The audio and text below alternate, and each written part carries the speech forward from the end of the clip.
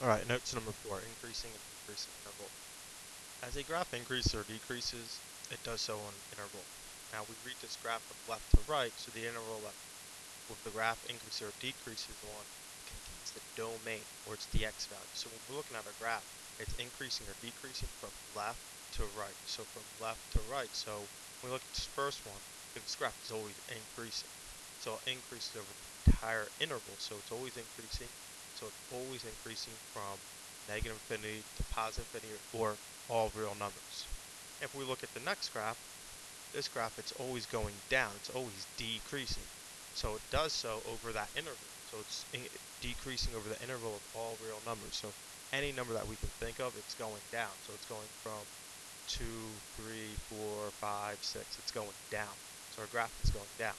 But then when we look at a quadratic function, it has the parabola, which is U shape.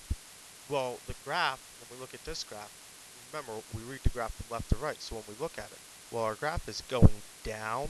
It's going down, but then it hits the vertex, which is the minimum point, and it turns around and this graph starts to go back up. So this graph is actually decreasing, but then stops and starts increasing. So this graph, it's decreasing on the interval when x is less than negative 2. Remember, we're talking about our x values. So we have our line of symmetry. So when x is less than negative 2, it's decreasing until it hits that line of symmetry, which is negative 2.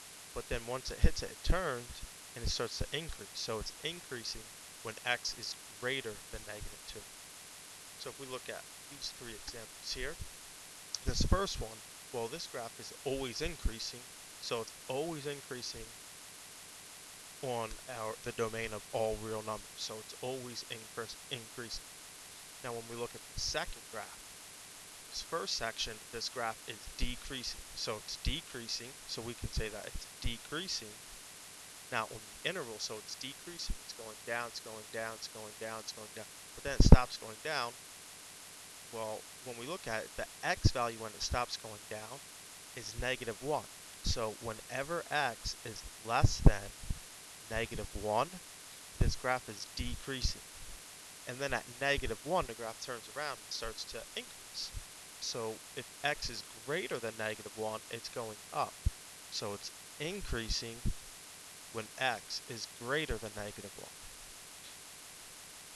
If we look at the third graph here, well, once again, this first one, well, this is increasing. So it's increasing, it's increasing, it's increasing until our x value right here, our axis of symmetry, so it's increasing the interval whenever x is less than 1, 2, 3, 4. So whenever x is less than 4, this graph is going up.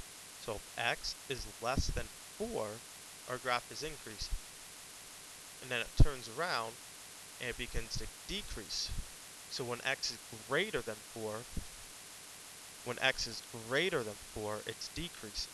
So as x is going up, the y values are going down, so our graph is decreasing. Now if we flip this over, we have all the properties of our graphs. Now our solutions, the first thing is solutions. There are also the zeros and the x-intercepts. Now if we look at this graph, we can tell that it's 1, 2, 3. We have a solution at negative 4. Here's a solution, and here's our solution. So we have a solution at negative 4, x equals negative 4, and 0.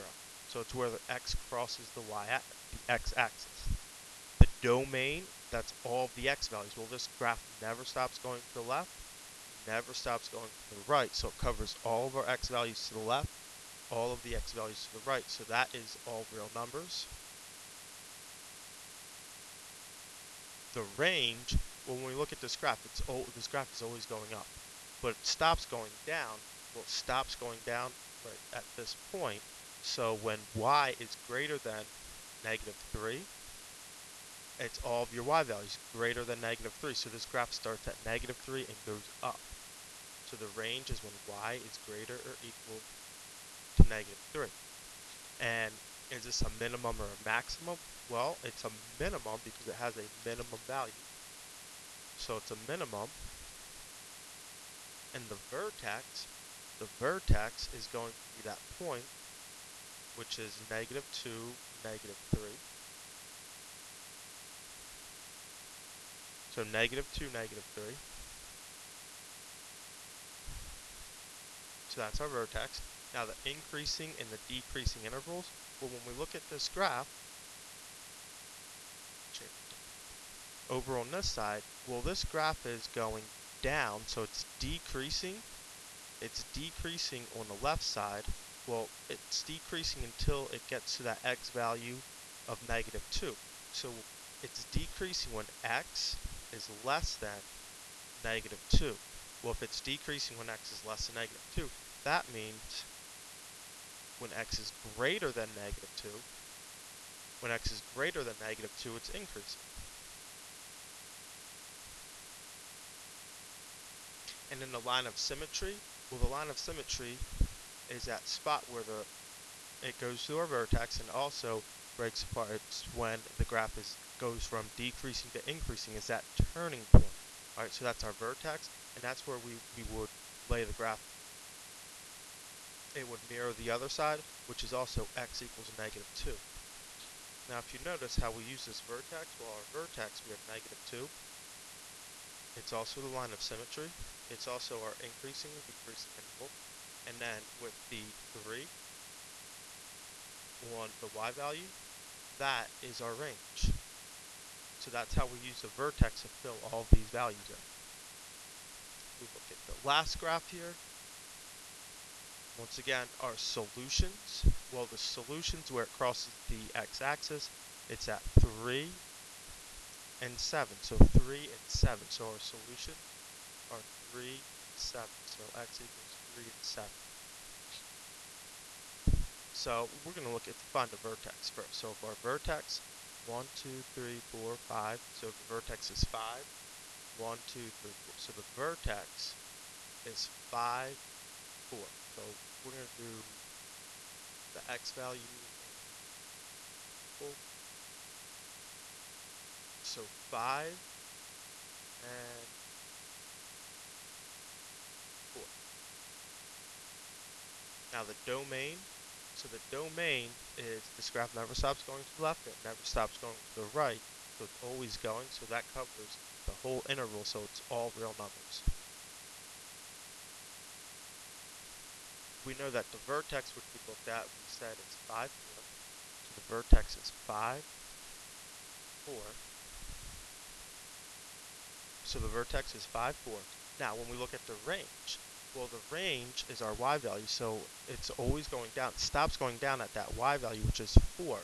So the range is whenever y is less than or equal to 4. So once again, the range is the same as that y value of the vertex. Is this a minimum or a maximum? It's a maximum point, so it has a high value. It's a maximum point. Now, our increasing and our decreasing intervals.